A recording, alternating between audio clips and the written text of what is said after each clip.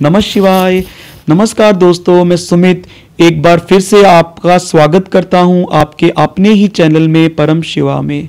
दोस्तों, आज मेरे मन में एक बहुत ही मेरे भीतर से एक धन्यवाद का भाव जग रहा था परमात्मा के प्रति कि वो कितना दयालु है, परम कृपालु है कि उसने हमें मनुष्य योनि दी, क्योंकि इसी योनि के जरिए हम उससे एक हो सकते हैं। और दूसरा, उसने जन्म दिया मनुष्य का और दिया भी तो भारतवर्ष में, एक ऐसा संस्कृति का देश जिसमें न जाने कितने ऋषि, कितने मुनि, तपस्वी, अवधूत, अघोरी सिद्ध हुए, जिन्होंने कितने लोगों का भला किया। इतनी पवित्र धरती को मेरा कोटि कोटि नमन, और उस परम पिता को भी नमन, और सभी सिद्धों को, संतों को भी नमन। और इसी के साथ मैं कहानी की शुरुआत करूंगा, और ऐसे ही संत की बात जिसके बारे में जितनी बातें करी जाएं उतनी ही कम, और जितने लोग उनको जानते हैं उनके बारे में उतनी ही दावे किए जाते हैं। कोई कहता था कि उनका जीवन था 250 वर्ष का, कोई कहता था कि वो 500 साल जिए, तो किसी ने बोला जी 700 साल, 900 साल। लेकिन मैं तो ये बोलूंगा कि जो सिद्ध होता है उसका तो अवतरण होता है परमात्मा की इच्छा से सभी का कल्याण करने के लिए।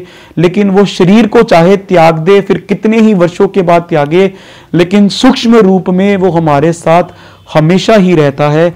मैं आज बात कर रहा हूं देवहरा बाबा की, जो बहुत ही बड़े सिद्ध, बहुत ही बड़े तपस्वी हुए और अपने जीवन में न जाने कितने ही चमत्कार किए उन्होंने। डॉक्टर राजेंद्र प्रसाद भी उनके बहुत ही अनन्य भक्त थे, और उन्होंने दावा किया था किस तरह से उनके पिताजी भी उनके दर्शन किया करते थे देवहरा बाबा के, और जब उनके पिताजी दर्शन करते थे तब भी उनकी उम्र उतनी ही थी जब डॉक्टर राजेंद्र प्रसाद करते थे। ऐसे ही इलाहाबाद के एक बैरिस्टर ने दावा किया कि उनकी 7 पीढ़ियां बाबा देवहरा के दर्शन करती आ रही हैं।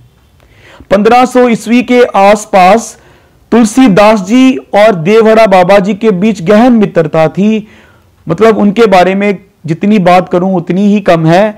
और वो इतने सारे भक्त थे बाबा के, इतने टीवी आर्टिस्ट उस समय के राजनेता जो फिल्म इंडस्ट्री से काम करते थे, इतने अनन्य भक्त, हम जैसे भी भक्त थे बाबा के। इतने लोग उनके दर्शनों के लिए जाते, उनसे आशीर्वाद लेने के लिए जाते।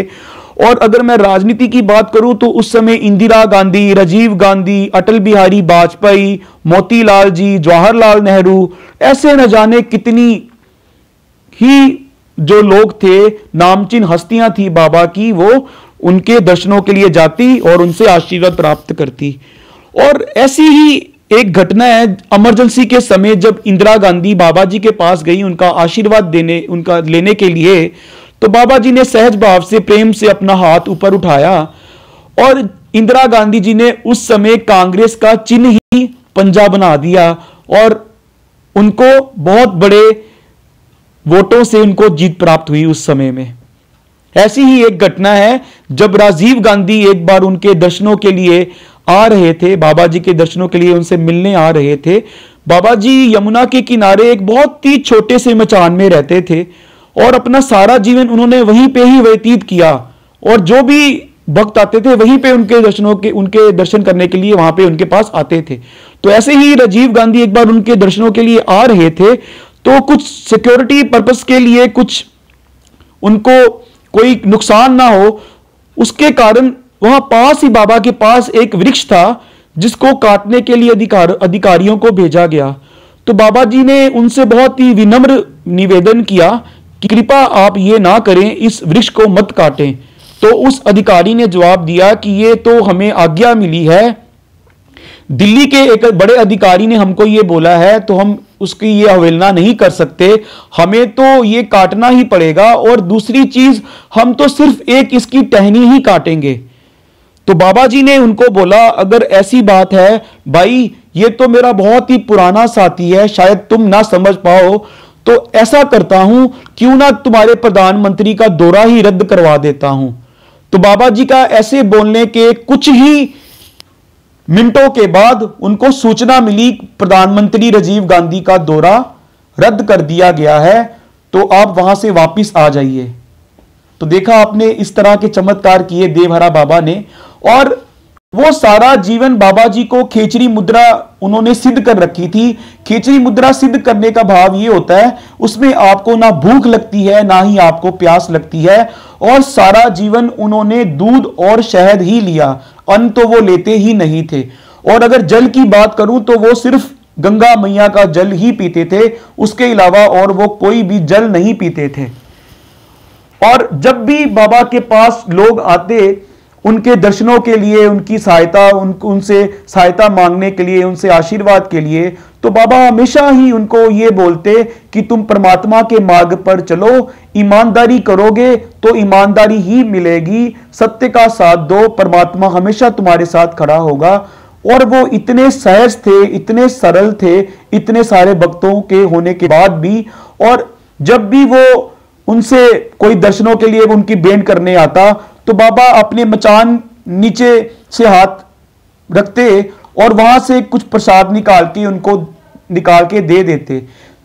और जब वो नीचे हाथ रख के प्रसाद निकालते तो उस जगह पे कुछ होता ही नहीं था।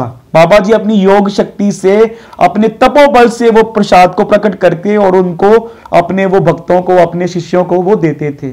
और यहां तक कि बाबा जी पेड़ों, पौधों, पक्षियों, उनकी भाषा तक भी वो समझते थे, उनसे बातचीत भी करते थे। इतने सारे चमत्कार हैं बाबा के, इतने सारे चमत्कार कि मैं उनके इतने सारे चमत्कार इस कहानी के जरिए तो निश्चित रूप से नहीं बता पाऊंगा, बता ही नहीं सकता। जो सतगुरु, जो संत 900 वर्ष, या मैं बोलूं कभी गया ही नहीं, शरीर को ही उसने छोड़ा है, आज भी वो स्थित है, उसके बारे में मैं क्या बात कर सकता हूं। लेकिन ये चीज मैं आपको बताना चाहूंगा कि बाबा जी के चमत्कारों में एक और चमत्कार था कि वो एक ही समय में कितने ही जगहों पर वो जा सकते थे, आ सकते थे। इतनी शक्ति थी बाबा के पास, इतनी शक्ति थी उनके पास। और वो अपने सभी भक्तों को यही बोलते थे कि तुम राम का नाम जपो, निश्चित ही तुम्हारा जीवन सफल होगा, तुम्हारा जीवन सार्थक होगा। राम नाम जपने से उनका भाव यही था कि जो घट घट में वास करता है राम, जो कण कण में वास करता है राम, वो परम पिता परमात्मा जो ज्योति स्वरूप है, उस राम के साथ जुड़ो, उसके ही राह पे चलो, तभी तुम्हारा कल्याण संभव है। और अपने आखिरी दिनों में ऐसा कहा जाता है कि बाबा ने सभी को मिलना, अपने भक्तों को मिलना बंद कर दिया था। वो अपनी साधना में ही लीन रहते थे, और जिस घड़ी उन्होंने चुना था परमात्मा से एक होने के लिए, अपने शरीर को छोड़ने के लिए, उस दिन मां गंगा भी बेचैन हो चुकी थी। और मां गंगा मानो इतने उफान से, इतना तेज पानी हो गया कि कितनी मीटर दूर उस मचान की तरफ मां गंगा का जल आया और बाबा के चरणों को छूकर वापस गया, और उसके बाद ही बाबा जी ने प्राण त्याग किए। तो देखा बाबा जी के चमत्कारों के बारे में आपने जाना इस कहानी के जरिए। कितने बड़े सिद्ध थे, कितने दयालु थे वो, कि कोई भी व्यक्ति उनके पास आता, फिर कोई वो राजनीतिज्ञ हो, कोई टीवी आर्टिस्ट हो, कोई अभिनेता हो, कोई आम व्यक्ति हो, उनके लिए सब एक समान थे, क्योंकि वो सभी में उस परमात्मा स्वरूप को ही देखते थे। इसी के साथ मैं आपसे आज्ञा लूँगा, और ऐसे ही संतों की, सिद्धों की कहानियों के साथ आपको मैं आगे सुनाता चला जाऊँगा, मिलता चला जाऊँगा। ऐसे सिद्धों के साथ उनकी कहानियों, उनके चमत्कारों के बारे में बातें करते रहेंगे। आशा करता हूँ आपको ये कहानी पसंद आई होगी। जय गुरुदेव, जय नित्यानंद। परम पिता परमात्मा आप सभी का बहुत बहुत बहुत भला करे। देवहर बाबा आप सभी का बहुत भला करे। नमः शिवाय, नमः शिवाय, नमः शिवाय।